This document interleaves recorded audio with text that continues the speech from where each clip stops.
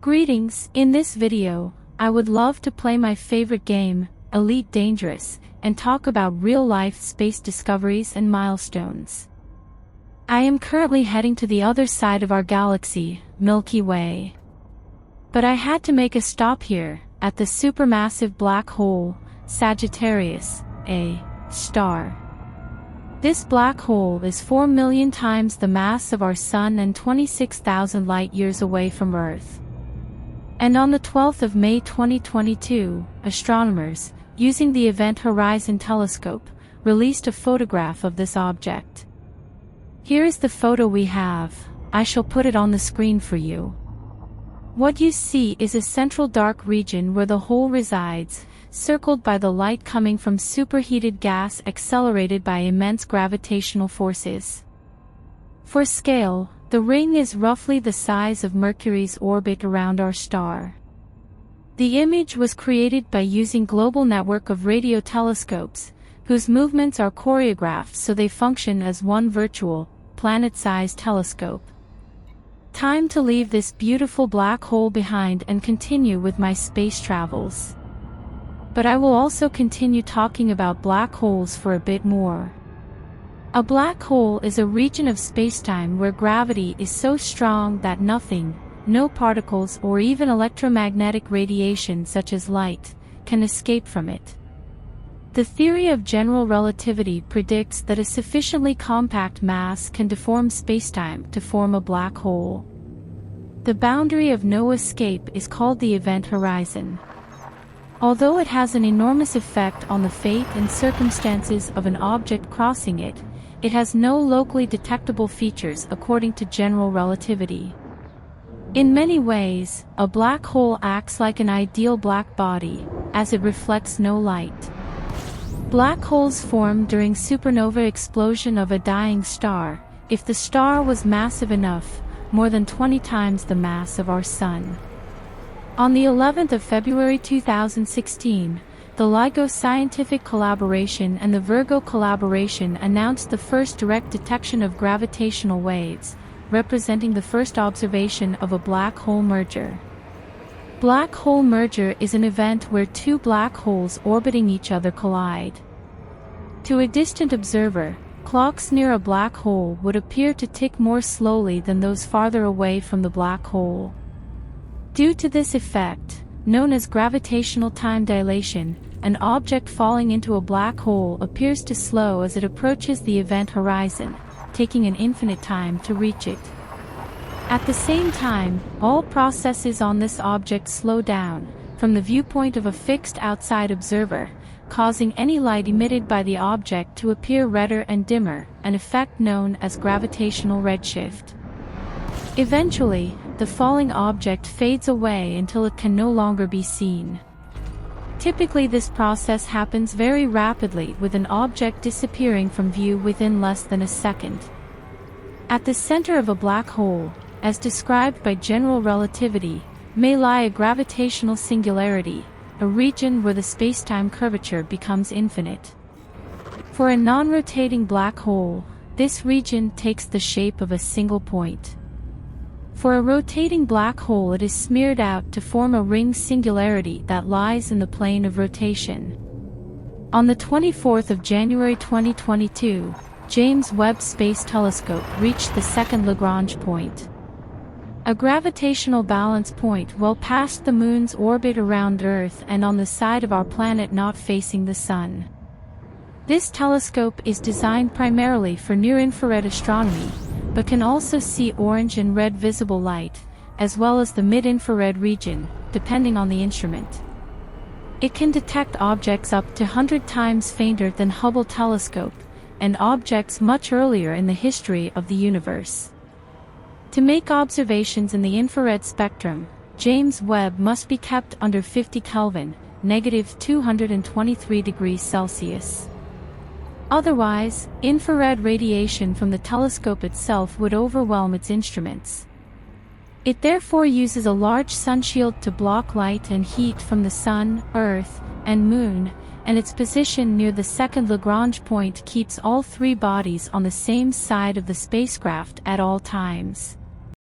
On the 28th of April 2022, alignment of the telescope was completed, which resulted in images that you can see here. Now, since we are flying so close to stars in this game, I just have to talk about the Parker Solar Probe. It is a NASA space probe launched in 2018 with the mission of making observations of the outer corona of the Sun.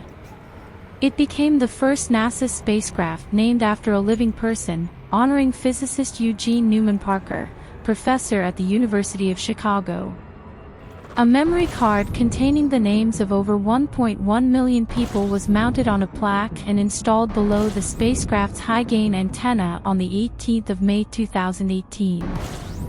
The card also contains photos of Parker and a copy of his 1958 scientific paper predicting important aspects of solar physics. The Parker Solar Probe is the first spacecraft to fly into the low solar corona. It manages to assess the structure and dynamics of the Sun's coronal plasma and magnetic field, the energy flow that heats the solar corona and impels the solar wind, and the mechanisms that accelerate energetic particles. The spacecraft systems are protected from the extreme heat and radiation near the Sun by a solar shield. The solar shield is hexagonal, mounted on the Sun-facing side of the spacecraft, 2.3 meters in diameter, 11.4 centimeters thick, and is made of reinforced carbon composite, which is designed to withstand temperatures outside the spacecraft of about 1,370 degrees Celsius.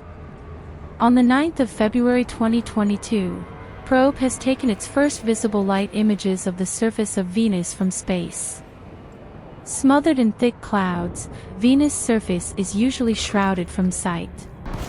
But in two recent flybys of the planet, Parker used its wide-field imager to image the entire night side in wavelengths of the visible spectrum, the type of light that the human eye can see, and extending into the near-infrared. I will put the image on screen for you. Until recently we have not had much information on what the surface looked like because our view of it is blocked by a thick atmosphere, said Brian Wood, lead author on the new study and physicist at the Naval Research Laboratory in Washington, D.C. Now, we finally are seeing the surface in visible wavelengths for the first time from space.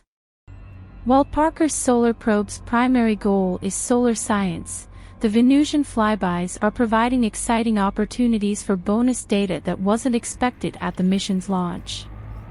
On the 25th of February 2022, the probe reached the distance of 8.5 million kilometers away from the surface of the Sun. It will get even closer, to the distance of 6.2 million kilometers in 2024. When Parker's solar probe entered the solar atmosphere, it made the first ever crossing of what's known as the Alfvén critical surface, the boundary where solar material anchored to the Sun first escapes and becomes the solar wind. Until this crossing, no one knew what that boundary would look like. During its first pass close enough to cross the boundary, Parker's solar probe passed into and out of the corona several times. This revealed key information about the boundary's shape, revealing that the Alfvén critical surface wasn't shaped like a smooth ball. Rather, it has spikes and valleys that wrinkle the surface. The wrinkles were due to coronal streamers, giant plumes of solar material rising through the Sun's atmosphere. Streamers have long been observed by sun-watching spacecraft near Earth, but never before measured directly. Also, when Parker's solar probe sent back the first observations from its voyage to the Sun, scientists found their magnetic field measurements spiked with what became known as switchbacks, rapid flips in the Sun's magnetic field that reversed direction like a zigzagging mountain road. Data revealed that the switchbacks aligned with magnetic funnels in the solar surface.